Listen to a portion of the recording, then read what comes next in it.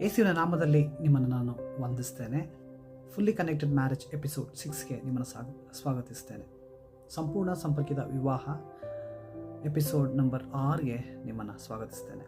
ಕಳೆದ 5 ಎಪಿಸೋಡ್ಸ್ ನಿಮಗೆ ಆಶೀರ್ವಾದವಾಗಿತ್ತು ಅಂತ ನಾನು ವಿಶ್ವಾಸಿಸ್ತೇನೆ. ಆಶೀರ್ವಾದವಾಗಿತ್ತು ಅನ್ನೋದಾದರೆ ದಯವಿಟ್ಟು ನಮಗೆ ತಿಳಿಯಪಡಿಸಿ, ಅದು ನಮಗೆ ಉತ್ಸಾಹವಾಗಿರ್ತದೆ. ಸೊ ನಾನು ಕಳೆದ ಎಪಿಸೋಡ್ನಲ್ಲಿ ಹೇಳಿದೆ 3 ಹಂತಕರು ಎಂಬುದಾಗಿ ಹೇಳಿದೆ. ಅದನ್ನು ನಾನು ಅಷ್ಟೊಂದು ಪ್ರಮೋಟ್ ಮಾಡಿಲ್ಲ. ರೀಸನ್, ಕೆಲವೊಂದು ವಿಷಯಗಳು ರಿಪೀಟೆಡಾಗಿ ಮಾತಾಡೋದ್ರಿಂದ. ಆದರೆ ಅದನ್ನು ಪುನಃ ಕೇಳಿಸ್ಕೊಳ್ಳುವಂಥದ್ದು ಬಹಳ ಉತ್ತಮವಾಗಿರ್ತದೆ. ಯಾಕೆಂದರೆ ಪೌಲ ಹೇಳ್ತಾನೆ, ನಾನು ಬರೆಯುವುದನ್ನೇ ನನಗೆ ಪುನಃ ಬರೆಯುವುದರಲ್ಲಿ ನನಗೆ ಯಾವುದೇ ರೀತಿಯ ವ್ಯಸನ ಇಲ್ಲ ಅಂತ. ಆ ರೀತಿ ಕೆಲವೊಂದು ವಿಷಯಗಳನ್ನ ಪುನಃ ನಾವು ಕೇಳಿಸ್ಕೊಳ್ಬೇಕಾದಂಥ ಅವಶ್ಯಕತೆ ಇದೆ. ಹಾಗೆ ಕೇಳಿಸ್ಕೊಳ್ಳುವಾಗ ನಮ್ಮ ನಂಬಿಕೆಯಲ್ಲಿ ಒಂದು ಬದಲಾವಣೆ ಆಗ್ತದೆ. ಆ ನಂಬಿಕೆಯಲ್ಲಿ ನಾವು ಕಾರ್ಯ ಮಾಡಲು ಪ್ರಾರಂಭಿಸ್ತೇವೆ. ಸರಿ, ಹೇಗೆ ಇರಲಿ, 5 ಎಪಿಸೋಡ್ಸಲ್ಲಿ ಯಾವುದಾದ್ರೂ ಮಿಸ್ ಮಾಡಿದರೆ ಪ್ಲೇ ಲಿಸ್ಟ್ಗೆ ಹೋಗಿ ವಿಡಿಯೋಸ್ ಇದೆ, ನೋಡಿ ಆಶೀರ್ವಾದ ಹೊಂದಿರಿ. ಇವತ್ತು ವಿವಾಹ ಜೀವಿತವನ್ನು ಬಲಪಡಿಸುವಂತಹ, ಕಟ್ಟುವಂತಹ 3 ಮುಖ್ಯವಾದ ವಿಷಯಗಳ ಬಗ್ಗೆ ಇವತ್ತು ನಾವು ಮಾತನಾಡೋಣ. ಮೊದಲನೇದಾಗಿ ಇಂಟಿಮಸಿ, ಅನ್ಯೂನ್ಯತೆ, ಐಕ್ಯತೆ, ಅನ್ಯೂನ್ಯತೆ ಅಥವಾ ಐಕ್ಯತೆ ಎಂಬುದಾಗಿ ನಾವು ಹೇಳಬಹುದು. ಮದುವೆಯ ಜೀವಿತದಲ್ಲಿ ಇಂಟಿಮಸಿ ಅನ್ನುವಂಥದ್ದು ಬಹಳ ಮುಖ್ಯ. ಐಕ್ಯತೆ ಅನ್ನುವಂಥದ್ದು ಬಹಳ ಮುಖ್ಯ. ಒಬ್ಬರಿಗೊಬ್ಬರು ಸೇರಿ ಇರುವಂಥದ್ದು ಬಹಳ ಮುಖ್ಯ. ಇಂಟಿಮಸಿ ಅಂತ ಹೇಳಿದಾಗ ಬರೀ ಸೆಕ್ಸ್, ಲೈಂಗಿಕತೆ ಮಾತ್ರ ಅಲ್ಲ. ಲೈಂಗಿಕತೆ ಬಹಳ ಮುಖ್ಯವಾದಂಥದ್ದು. ಅದರ ಬಗ್ಗೆ ಸಂಕ್ಷಿಪ್ತವಾಗಿ 2 ಭಾಗಗಳಾಗಿ ವಿಡಿಯೋಗಳನ್ನ ಮಾಡೋಣ ಎಂಬುದಾಗಿ ನಾನು ಬರಿತಾ ಇದ್ದೇನೆ. ಬಹಳ ಮುಖ್ಯವಾದಂಥ ವಿಷಯವೇ. ಅಂದರೆ ಲೈಂಗಿಕತೆಯ ಜೊತೆಗೆ ಅನೇಕ ವಿಷಯಗಳಿದೆ ಇಂಟಿಮೆಸಿಯಲ್ಲಿ. When you talk about that intimacy, it's not only about sex. Sex is a important thing. I'm writing 2 episodes separately for the topic of sex. But more than a sex, there are a lot of things is there for an intimacy, to get very close each other, to connect each other. That's the very important. See, God said man should leave his father and mother and cling to his wife. ಮನುಷ್ಯ ತನ್ನ ತಂದೆ ತಾಯಿಗಳನ್ನು ಬಿಟ್ಟು ತನ್ನ ಹೆಂಡತಿಯನ್ನು ಸೇರಿಕೊಳ್ಬೇಕು ಎಂಬುವಂಥದ್ದೇ ದೇವರ ಒಂದು ಉದ್ದೇಶವಾಗಿದೆ. ಹಾಗಾಗಿ ಶಾರೀರಿಕವಾಗಿ ಮಾತ್ರವಲ್ಲ, ಭಾವನಾತ್ಮಕವಾಗಿಯೂ ಐಕ್ಯತೆಯಿಂದ ಇರುವಂಥದ್ದು ದೇವರ ಉದ್ದೇಶ, ದೇವರ ಚಿತ್ತವಾಗಿದೆ. ಅದು ಒಂದು ಆರೋಗ್ಯಕರವಾದಂತಹ ಮದುವೆಗೆ ಒಂದು ಒಳ್ಳೆಯ ವಿಷಯವಾಗಿದೆ. ಆ ಮದುವೆಯನ್ನು ಬಲಪಡಿಸುವಂತಹ ಒಂದು ವಿಷಯವಾಗಿದೆ. ನಾನು ಹೇಳಿದೆ ಸೆಕ್ಷುವಲ್ ಇಂಟಿಮಸಿ ಮಾತ್ರ ಅಲ್ಲ ಅಂತ. ಅದರ ಅರ್ಥ ಏನಂತ ಹೇಳೋದಾದರೆ, ನಾನ್ ಸೆಕ್ಷುವಲ್ ಟಚ್ ಅಂತಾರೆ. ಅಂದರೆ ಸ್ಪರ್ಶಿಸುವಂಥದ್ದು, ಲೈಂಗಿಕವಾಗಿ ಇರುವಂಥ ಸ್ಪರ್ಶತೆ ಅಲ್ಲ, ಅದಕ್ಕಿಂತ ಹೊರಗಡೆ ಇರುವಂತಹ ಸ್ಪರ್ಶತೆ. I told you, when we talk about the intimacy, it's not about only sex, because there is a non sexual touch and there is a communication we have to talk. This is all about connecting each other very closely and intimately.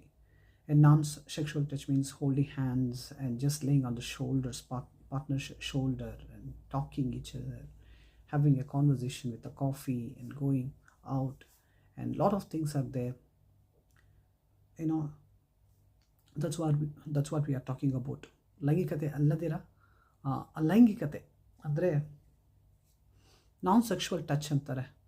ಲೈಂಗಿಕತೆಗೆ ಹೊರತಾಗಿ ಹೀಗೆ ಸಾಧಾರಣವಾಗಿ ಹೆಗಲ ಮೇಲೆ ಕೈಯಾಗಿ ಮಾತಾಡುವಂಥದ್ದು, ತೋಳ ಮೇಲೆ ಒರಗಿಕೊಳ್ಳುವಂಥದ್ದು, ಕಣ್ಣನ್ನು ನೋಡಿ ಮಾತಾಡೋದು, ಕಣ್ಣಿನಲ್ಲಿ ಕಣ್ಣು ಇಟ್ಟು ನೋಡಬಾರದೆ ಅನ್ನೋ ಹಾಗೆ ನೋಡಿ ಮಾತನಾಡುವಂಥದ್ದು, ಈ ರೀತಿಯಾದಂತಹ ವಿಷಯಗಳಲ್ಲಿ ಐಕ್ಯತೆಯನ್ನು ನಾವು ಹೆಚ್ಚಿಸ್ಕೊಳ್ಬೋದು ಅಂತ ಹೇಳ್ತಾರೆ.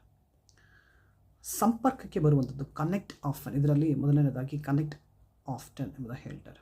ಕನೆಕ್ಟ್ ಆಫ್ಟನ್ ಎಂಬುದಾಗಿ ಹೇಳುವುದಾದರೆ ಆಗಾಗ ಸಂಪರ್ಕಕ್ಕೆ ಬರುವಂಥದ್ದು. ಒಂದು ಆರೋಗ್ಯಕರವಾದ ಮದುವೆಯ ಜೀವಿತದಲ್ಲಿ ದೇವರೊಂದಿಗೂ ಪರಸ್ಪರ ಒಬ್ಬರಿಗೊಬ್ಬರು ಸಂಪರ್ಕಕ್ಕೆ ಬರುವಂಥದ್ದು ಬಹಳ ಮುಖ್ಯವಾದಂತಹ ವಿಷಯವಾಗಿದೆ. ಕೂತ್ಕೊಂಡು ಮಾತನಾಡಿ. ನಮ್ಮ ಎಲ್ಲ ಸಂವಹನಗಳು ಒಂದು ವೇಳೆ ಸಂಪರ್ಕಕ್ಕೆ ನೇರವಾಗಿರೋದಿಲ್ಲ. ಅನೇಕ ಸಾರಿ ಕೆಲಸ, ಮಕ್ಕಳು, ಜವಾಬ್ದಾರಿಗಳು, ಮತ್ತು sometimes cricket, sometimes politics, sometimes Bengaluru, ಇದರೆಲ್ಲರ ಜೊತೆಗೆ ನಿಮ್ಮಿಬ್ಬರನ್ನು ಸಂಪರ್ಕಿಸುವಂತಹ, ನಿಮ್ಮಿಬ್ಬರನ್ನು ಒಂದುಗೂಡಿಸುವಂತಹ, ನಿಮ್ಮೊಬ್ಬರೊಳಗೆ ಐಕ್ಯತೆ ತರುವಂತಹ, ನಿಮ್ಮೊಬ್ಬರೊಳಗೆ ಇಂಟಿಮಸಿ ತರುವಂತಹ ಸಂಭಾಷಣೆಗಳು ಯಾವುದು ಎಂಬುದಾಗಿ ಕಂಡುಹಿಡಿದು ಅದ್ರ ಬಗ್ಗೆ ಮಾತನಾಡಿ. ಯೂಶ್ವಲಾಗಿ ನನ್ನ ಹೆಂಡತಿ ಕೆಲಸದಿಂದ ಬಂದ ನಂತರ ಟಯರ್ಡ್ ಆಗಿರ್ತಾರೆ. ಕೇಳ್ತಾರೆ, ಇವತ್ತು ನನ್ನ ದಿವಸ ಹೇಗಿತ್ತು ಅಂತ ಕೇಳ್ತೀರಾ, ಹೌ ಇಸ್ ಮೈ ಡೇ ಅಂತ ನೀವು ಕೇಳಿದ್ರಾ ಅಂತ ಕೇಳ್ತಿದ್ರು. ಸೊ ಆ ರೀತಿಯಾದ ಸಣ್ಣ ಕಾನ್ವರ್ಸೇಷನ್ಸ್ ಅವ್ರಿಗೆ ದೊಡ್ಡ ಒಂದು ರಿಲೀಫ್ ಆಗಿರುತ್ತೆ. ಕೆಲ್ಸಕ್ಕೆ ಹೋಗಿ ಬರೋ ಗಂಡ ಅಥವಾ ಹೆಂಡತಿ ಅಂದರೆ, ಹೇಗಿತ್ತು ರೀ ಈ ದಿವಸ, ಎಲ್ಲ ಓಕೆನಾ, ಟೆನ್ಷನಾ, ಹೇಗಿತ್ತು ಅಂತ ಕೇಳುವಂಥದ್ದು. ಸೊ ಅದು ಏನನ್ನು ತೋರಿಸ್ತದೆ ಅಂದರೆ, ನನ್ನ ಕುರಿತು ಇವರು ಕಾಳಜಿಯಿಂದ ಇದ್ದಾರೆ, ನಾನು ಹಾದು ಹೋಗುವಂಥ ಪರಿಸ್ಥಿತಿಗಳಲ್ಲಿ ಇವರು ನನ್ನೊಂದಿಗಿದ್ದಾರೆ ಅನ್ನುವಂಥ ವಿಷಯವನ್ನು ಅವರಿಗೆ ತಿಳಿಪಡಿಸ್ತದೆ. ಒಂದು ವೇಳೆ ಅವ್ರ ಜೊತೆ ಕೇಳದೇ ಇದ್ದರು, ನೀವು ಇವತ್ತು ಭಾಳ ಟಯರ್ಡ್ ಆದ ಡೇ, ಭಾಳ ಟೆನ್ಷನ್ ಇತ್ತು, ಆಫೀಸಲ್ಲಿ ಸ್ವಲ್ಪ ಗರಂ ಇತ್ತು ಅಂತ ಅವರೊಂದಿಗೆ ಹಂಚಿಕೊಳ್ಳುವಂಥದ್ದು, ನನಗೋಸ್ಕರ ಪ್ರಾರ್ಥಿಸು ಅಂತ ಕೇಳುವಂಥದ್ದು, ಕೆಲಸದ ವಿಷಯದಲ್ಲಿ ನನಗೆ ಜ್ಞಾನ ಬೇಕು ಅದಕ್ಕೋಸ್ಕರ ಪ್ರಾರ್ಥಿಸು ಅಂತ ಹೇಳುವಂಥದ್ದು. ಈ ರೀತಿಯಾದ ಸಣ್ಣ ಸಣ್ಣ ವಿಷಯಗಳು ನಿಮ್ಮನ್ನು ಕನೆಕ್ಟ್ ಮಾಡುವಂಥ ವಿಷಯಗಳು ಯಾವುದೆಂಬುದ ಹೇಳಿ ಗುರುತಿಸಿ ಅದರ ಬಗ್ಗೆ ಮಾತನಾಡಿ. ಮಾತಾಡೋದ್ರಲ್ಲಿ ಎರಡು ಮುಖ್ಯವಾದಂಥ ವಿಷಯಗಳಿದೆ ನೋಡಿ. ಒಂದು ಕೇಳಿಸಿಕೊಳ್ಳುವಂಥದ್ದು, ಇನ್ನೊಂದು ಮಾತನಾಡುವಂಥದ್ದು. ಆತರು ಹೀಗೆ ಹೇಳ್ತಾರೆ, ನಮಗೆ 2 ಕಿವಿ 1 ಬಾಯಿ ಕೊಟ್ಟಿದ್ದಾರಂತೆ. ಅದರ ಅರ್ಥ ಗಮನವಿಟ್ಟು ಕೇಳಿಸ್ಕೊಳ್ಬೇಕಾದ್ರೆ ಮಾತನಾಡಬಾರ್ದು, ಇಂಟರ್ಫಿಯರ್ ಮಾಡಬಾರ್ದು. ಪೂರ್ಣ ಅಟೆನ್ಷನ್ನೊಂದಿಗೆ ನೀವು ಕೇಳಿಸ್ಕೊಳ್ಬೇಕು. ನಿಮ್ಮ ಸಂಗಾತಿ ಮಾತನಾಡಬೇಕಾದ್ರೆ ಮೊಬೈಲ್ ನೋಡೋದು, ಟಿ ವಿ ನೋಡೋದು, ಬೇರೆಲ್ಲೋ ನೋಡ್ತಾ ಇರೋದು, ಹೇಳು ಅಂತ ಹಾಗೇ ಇರೋದು, ಹಾಗಲ್ಲ. ಬದಲಾಗಿ ಅವರೊಂದಿಗೆ ಕೂತು ಅವರ ಭಾವನೆಗಳೊಂದಿಗೆ ಸಂಪರ್ಕಿತವಾಗಿ ಅವರ ಅನಿಸಿಕೆ, ಭಾವನೆ, ಆಶೆ, ಅವರಲ್ಲಿ ಹಾದು ಹೋಗುವಂತಹ ಎಲ್ಲವುಗಳನ್ನು ಕೇಳಿಸಿ ಅದನ್ನು ಹೃದಯಕ್ಕೆ ತೆಗೆದುಕೊಳ್ಳುವಂಥದ್ದೇ ಉತ್ತಮವಾಗಿ ಕೇಳಿಸಿಕೊಳ್ಳುವಂಥದ್ದಲ್ಲಿರುವಂತಹ ಗುಣ. A good speaker is A good listener ಅಂತ ಹೇಳ್ತಾರೆ. ಅದರ ನಂತರ ನೀವು ಮಾತಾಡ್ತೀರಾ, ಅವ್ರು ಕೇಳಿಸ್ಕೊಳ್ತಾರೆ. ಹೀಗೆ ಮಾತನಾಡುವಂಥದ್ದು ಬಹಳ ಮುಖ್ಯ. ಕೆಲವರು ಹೇಳ್ತಾರೆ, ನಮ್ಮ ಯಜಮಾನರು ಮಾತಾಡೋದೇ ಇಲ್ಲ ಬ್ರದರ್ ಅಂತ. ನನ್ನ ಹೆಂಡತಿಗಿದ್ದಂಥ ದೊಡ್ಡ ಸಮಸ್ಯೆ ಇವ್ರು ಮಾತಾಡೋದೇ ಇಲ್ಲ ಅಂತ. ಈ ರೀತಿಯಾದ ಬೆಳಕಿಗೆ ಬಂದ ಮೇಲೆ ನಾನು ಉದ್ದೇಶಪೂರ್ವಕವಾಗಿ ಇದನ್ನು ಅಭ್ಯಾಸ್ತಿದ್ದೀನಿ, ಮಾತಾಡೋಕ್ಕೆ ಪ್ರಯತ್ನಿಸ್ತಿದ್ದೇನೆ, ಮಾತಾಡ್ತಿದ್ದೇನೆ. ಒಂದು ವಿಧದಲ್ಲಿ we are doing better, so we have to be a good listener. We should have good communications. That communications will strengthen our connection, will get her closer intimately. Okay, Marriage Builder 2ನಲ್ಲಿ ಇಂಟೆನ್ಷನಾಲಿಟಿ, ಉದ್ದೇಶಪೂರ್ವಕವಾಗಿ ಅನ್ನುವಂತ ಹೇಳುವಾಗ ನಾನು 1ನೇ episode ಮತ್ತು 2ನೇ ಎಪಿಸೋಡಲ್ಲಿ ನಾನು ಕೆಲವೊಂದು ವಿಷಯಗಳನ್ನ ಮಾತನಾಡಿದೆ. 2ನೇ ಎಪಿಸೋಡಲ್ಲಿ ನಾನು ಬಹಳ ಮಾತಾಡಿಲ್ಲ, ಯಾಕೆಂದರೆ ಅದನ್ನ ಫಸ್ಟ್ ಎಪಿಸೋಡಲ್ಲೇ ಮಾತಾಡಿದ್ದೀನಿ, ನೋಡ್ಕೊಳ್ಳಿ ಅಂತ ಹೇಳಿದೆ. ಆದರೆ ಇದರಲ್ಲಿ ನಾನು ಉದ್ದೇಶಪೂರ್ವಕವಾಗಿ ಅಂತ ಹೇಳುವಾಗ ಕೆಲವೊಂದು ಹೊಸ ವಿಷಯಗಳನ್ನ ಆ್ಯಡ್ ಮಾಡಿದ್ದೇನೆ. ಹಾಗಾಗಿ ದಯವಿಟ್ಟು ಗಮನವಿಟ್ಟು ಕೇಳಿಸ್ಕೊಳ್ಳಿ. ಉದ್ದೇಶಪೂರ್ವಕವಾಗಿ ಅನ್ನುವಾಗ ಸಣ್ಣ ಸಣ್ಣ ವಿಷಯದಲ್ಲೂ ಗಮನವಿಟ್ಟು ಕಾರ್ಯಗಳನ್ನು ಉದ್ದೇಶಪೂರ್ವಕವಾಗಿ ಮಾಡುವಂಥದ್ದು. ಅದರಲ್ಲಿ ಮೊದಲನೇದಾಗಿ what is important to them. ನಿಮ್ಮ ಸಂಗಾತಿಗೆ ಏನು ಮುಖ್ಯ ಅನ್ನುವುದನ್ನು ತಿಳಿದುಕೊಳ್ಳುವಂಥದ್ದು ಬಹಳ ಮುಖ್ಯ. What is important to them, ಅವ್ರಿಗೆ ಯಾವುದು ಬಹಳ ಮುಖ್ಯವಾಗಿದೆ. ಕೆಲವೊಂದು ಸಾರಿ ನನಗೆ ಮುಖ್ಯವಾದದ್ದು ನನ್ನ ಹೆಂಡತಿಗೆ ಮುಖ್ಯವಾಗಿರೋದಿಲ್ಲ, ನನ್ನ ಹೆಂಡತಿಗೆ ಮುಖ್ಯವಾಗಿರುವುದಂತೂ ನನಗೆ ಮುಖ್ಯವಾಗಿ ಇರುವುದಿಲ್ಲ. ಆದರೆ ಇದನ್ನು ನಾವು ಕಲಿಬೇಕಾಗಿದೆ ನೋಡಿ. ಅವ್ರಿಗೆ ಏನು ಮುಖ್ಯ ಅನ್ನೋದನ್ನ ನಾವು ತಿಳಿದುಕೊಳ್ಬೇಕು, ಅದಕ್ಕೆ ಎಲ್ಲ ಪ್ರಯತ್ನಗಳನ್ನು ಮಾಡಬೇಕು. ಅದೇ ರೀತಿ ನನ್ನ ಹೆಂಡತಿಯು ಸಹ ನನಗೆ ಏನು ಮುಖ್ಯ, ನಾನು ಯಾವುದನ್ನು ಮುಖ್ಯವಾಗಿ ಭಾವಿಸ್ತೇನೆ, ನನಗೆ ಯಾವುದರಲ್ಲಿ ಸಂತೋಷವಿದೆ, ಯಾವುದರಲ್ಲಿ ಆಸಕ್ತಿ ಇದೆ ಅನ್ನುವುದನ್ನು ಅವರು ಸಹ ತಿಳಿದುಕೊಂಡು ಅದರಲ್ಲಿ ಕಾರ್ಯಗಳನ್ನು ಮಾಡುವಂಥದ್ದು ಬಹಳ ಬಹಳ ಮುಖ್ಯವಾದಂತಹ ಒಂದು ವಿಷಯ. ನೋಡಿ, ಪೌಲ ಹೇಳ್ತಾನೆ, ನಾನು ಯಾವುದನ್ನು ಮಾಡಬೇಕೆಂಬುದಾಗಿ ಬಯಸ್ತೇನೋ ಅದನ್ನು ನನ್ನ ಕೈಯಲ್ಲಿ ಮಾಡೋಕ್ಕಾಗ್ತಿಲ್ಲ, ನಾನು ಯಾವುದನ್ನು ಮಾಡಬಾರ್ದು ಅದನ್ನೇ ಮಾಡ್ತಿದ್ದೇನೆ ಎಂಬುದಾಗಿ ರೋಮಾಪುರದವರಿಗೆ ಬರೆದ ಪತ್ರಿಕೆಯಲ್ಲಿ ಬರೀತಾನೆ. ಅದೇ ರೀತಿ ಅನೇಕ ಸಮಯಗಳಲ್ಲಿ ನಾವು ಏನನ್ನು ಮಾಡಬೇಕು ಅಂತ ಬಯಸ್ತೀವಿ ಅದನ್ನು ಮಾಡೋಕ್ಕಾಗ್ತೀರ ಹೋರಾಡ್ತೇವೆ. ಉದ್ದೇಶಪೂರ್ವಕವಾಗಿ ಅನ್ನುವಾಗ, ಇಂಟೆನ್ಷನಾಲಿಟಿ ಅನ್ನುವಾಗ, ಉದ್ದೇಶವಾಗಿ ಇಲ್ಲ ನಾನು ಮಾಡೇ ಮಾಡ್ತೇನೆ ಎಂಬುದಾಗಿ ನಿರ್ಧಾರವನ್ನು ಮಾಡಿ ಅದನ್ನು ರೆಗ್ಯುಲರಾಗಿ ಮಾಡುವಂಥದ್ದು. ಇದರಲ್ಲಿ ಬಹಳ ಮುಖ್ಯವಾದಂಥದ್ದು ನಿಮ್ಮ ಸಂಗಾತಿಗೆ ಏನು ಮುಖ್ಯವಾದದ್ದು ಎಂಬುದನ್ನು ಅರ್ಥ ಮಾಡಿಕೊಳ್ಬೇಕು. We should know what is important to them.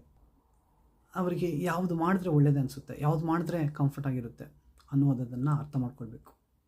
ಅನೇಕ ಸರ್ ನನ್ನ ಹೆಂಡತಿ ಕೇಳ್ತಾರೆ, ನಿಮಗೆ ನನಗೇನು ಬೇಕು, ನನಗೇನು ಇಂಪಾರ್ಟೆಂಟು, ನಾನು ಏನು ಮಾತಾಡಿದ್ರೆ ಕಂಫರ್ಟ್ ಆಗ್ತದೆ ನಿಮ್ಗೆ ಅರ್ಥ ಆಗುತ್ತಾ ಅಂತ. ಸ್ವಲ್ಪ ಕಷ್ಟನೇ ರೀ. ಆದರೆ ಅಸಾಧ್ಯ ಇಲ್ಲ. ಇದನ್ನು ನಾವು ಕಲಿಬೋದು, ಮಾಡ್ಬೋದು. Next is go extra mile. Go extra mile ಅಂದಾಗ ಸ್ವಲ್ಪ ದೂರ ಹೋಗಿ ಅಂತ. ಆರಂಭದ ದಿವಸಗಳಲ್ಲಿ ಇದ್ದಂಥ ಜೋಶು, ಆ ರೊಮ್ಯಾನ್ಸು ಎಲ್ಲೋ ಒಂದು ಕಡೆ ಕಡಿಮೆ ಇರುತ್ತೆ. ಕಿಚನಲ್ಲಿ ಅಡುಗೆ ಮಾಡ್ತಾ ಇರ್ತಾರೆ ಹೆಂಡತಿ ಸಪ್ರೇಟಾಗಿ, ಯಜಮಾನ್ರು ಮನೇಲಿ ಹಂಗೆ ಕೂತ್ಕೊಂಡು ರಿಮೋಟ್ನ ಪ್ರೆಸ್ ಮಾಡಿಕೊಂಡು ಅಥವಾ ಫೋನ್ನ ಸ್ಕ್ರಾಲ್ ಮಾಡಿಕೊಂಡು ಇರ್ತೀರ. ಸಡನ್ನಾಗಿ ಹಂಗೆ ಎದ್ದು ಹೋಗ್ಬಿಟ್ಟು ಸ್ವಲ್ಪ ಕಿಚನಲ್ಲಿ ಏನಾದರೂ ಮಾಡಿಕೊಡ್ಬೇಕಾ ಅಂತ ಹೇಳಿ ಸ್ವಲ್ಪ ಸಹಾಯ ಮಾಡಬೇಕಾದ್ರೆ, ನನ್ನ ಬಗ್ಗೆ ಸ್ವಲ್ಪ ಕಾಳಜಿದೆ ಅಂತ. ಸೊ ಎಲ್ಲ ಒಂದು ಕಡೆ ಅವ್ರನ್ನ ಹಾಗೆ ಬಿಟ್ಬಿಡೋದಿಲ್ಲ. ಅವ್ರು ಏನು ಮಾಡ್ತಿದ್ದಾರೆ, ಅವರೊಂದಿಗೆ ಯಾವ ರೀತಿ ಕನೆಕ್ಟ್ ಆಗಬಹುದು, ಅವರೊಂದು ಕೆಲಸ ಮಾಡ್ತಾ ಇರಬೇಕಾದ್ರೆ ನೀವೊಂದು ಕೆಲಸ ಅಂತ ಹಾಗೆ ಇರೋದಿಲ್ಲ. ಆ ಒಂದು ಬಿಡುವಿನ ಸಮಯದಲ್ಲಿ ಬಿಡು ಅಂತ ಹೇಳೋಕ್ಕಾಗಲ್ಲ, ಆ ಒಂದು ಬ್ಯುಸಿ ಶೆಡ್ಯೂಲಲ್ಲಿ ಯಾವ ರೀತಿ ಕನೆಕ್ಟ್ ಆಗ್ತೀರಾ, ಯಾವ ರೀತಿ ಸಂಪರ್ಕಗೊಳ್ತೀರಾ ಅನ್ನುವಂಥದ್ದು ಬಹಳ ಮುಖ್ಯವಾಗಿರ್ತದೆ.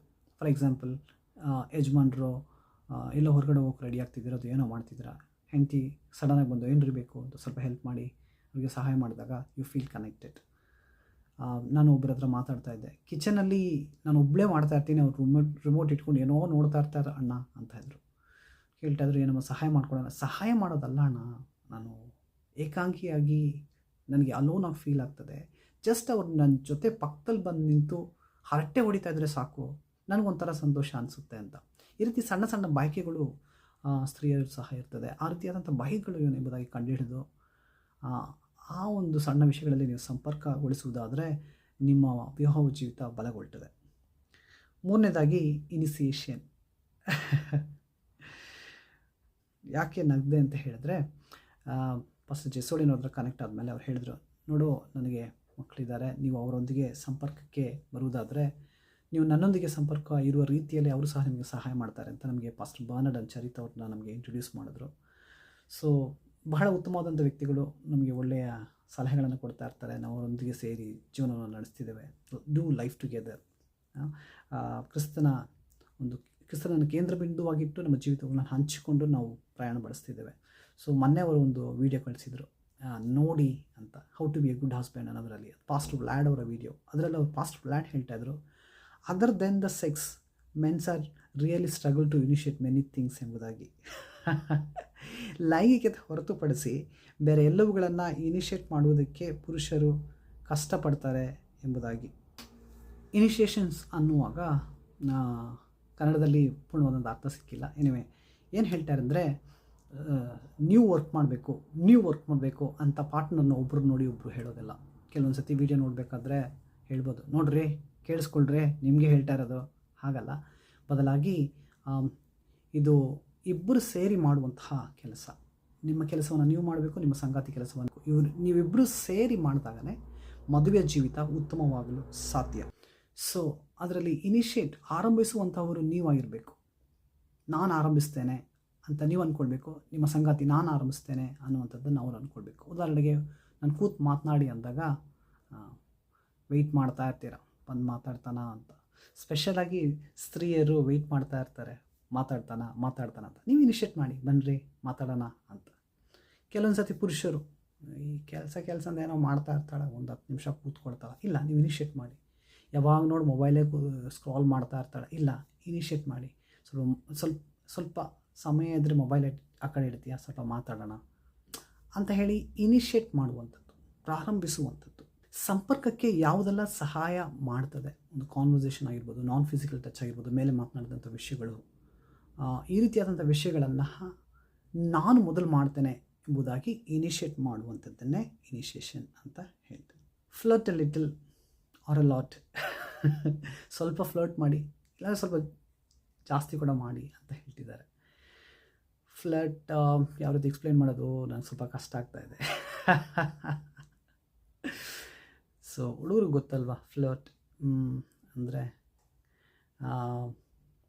ಸೊ ಸಣ್ಣದಾಗಿ ಒಂದು ಐ ಲವ್ ಯು ಕಳಿಸೋದು, ಒಂದು ಸ್ಟಿಕ್ಕರ್ ಕಳಿಸೋದು, ಸಣ್ಣದಾದಂಥ ಒಂದು ನೋಟ, ಒಂದು ಸಿಲ್ಲಿಯಾದಂತಹ ವರ್ಣನೆ, ಈ ರೀತಿಯಾದಂಥ ವಿಷಯಗಳು ಫ್ಲರ್ಟ್ ಅಂತ ಹೇಳಿದಾಗ ಸ್ವಲ್ಪ ಅದನ್ನ ಮಾಡಿ.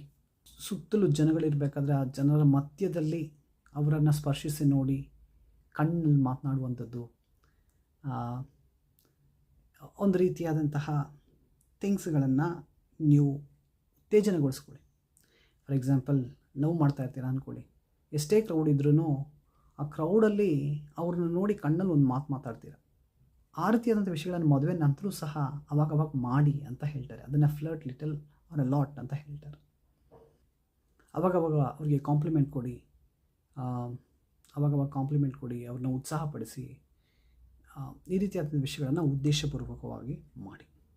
ಮೂರನೇದಾಗಿ, ಪಬ್ಲಿಕಲಿ ಆನರ್ ಯುವರ್ ಸ್ಪೌಸ್. ಹೊರಗಡೆ 4 ಜನ ಸ್ನೇಹಿತರೊಂದಿಗೆ ಇರ್ತೀರಾ, ಸಭೆಯೊಂದಿಗೆ ಇರ್ತೀರಾ, ಸಭೆ ಜನರೊಂದಿಗೆ ನಾರ್ಮಲ್ ಕಾನ್ವರ್ಸೇಷನ್ ಆಗಿರಬೇಕಾದ್ರೆ ಬಗ್ಗೆ ಚೆನ್ನಾಗಿ ಮಾತಾಡಿ. ಕುಕ್ ಮಾಡಿದ್ರೆ ಹೆಂಗೆ ಮಾಡ್ತಾರೆ ಗೊತ್ತಾ, ಏನು ಮಾಡ್ತಾಳೆ ಗೊತ್ತಾ, ಬಿರಿಯಾನಿ ಸೂಪರಾಗಿ ಮಾಡ್ತಾಳೆ ಅಂತ ಅವರಲ್ಲಿರುವಂತಹ ಗುಣಗಳನ್ನು ಹೆಚ್ಚಾಗಿ ಮಾತಾಡಿ ಅವರನ್ನು ಅಪ್ರಿಷಿಯೇಟ್ ಮಾಡಿ.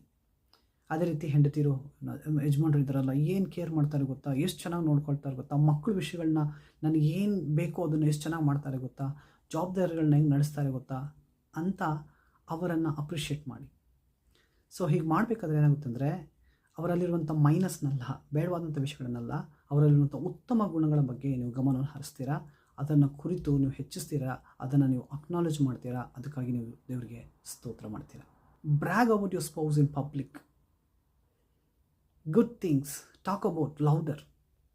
ಒಂದು ವೇಳೆ ಅವರು ಉತ್ತಮವಾಗಿ ಕುಕ್ ಮಾಡಿದ ವ್ಯಕ್ತಿ ಆಗಿರ್ಬೋದು, ಬೇರೆ ಯಾವುದೋ ಒಂದು ವಿಷಯದಲ್ಲಿ ಉತ್ತಮವಾಗಿ ಮಾಡುವಂಥ ವ್ಯಕ್ತಿ ಆಗಿರಬಹುದು, ಆ ಒಂದು ವಿಷಯ ಯಾವುದು ಉತ್ತಮವಾಗಿ ಮಾಡ್ತಾರೋ ಅದನ್ನು ದೊಡ್ಡದಾಗಿ ಮಾತನಾಡ್ರಿ ಅಂತ.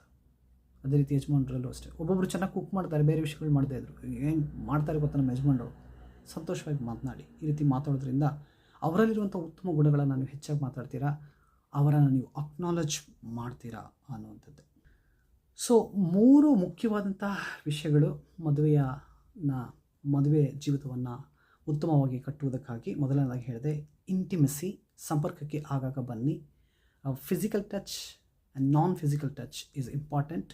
ಇದರಲ್ಲಿ ಮುಖ್ಯವಾಗಿ sexual intimacy and emotional intimacy is very needed. On a regular basis, the sexual intimacy is important. On a daily basis, emotional intimacy is important.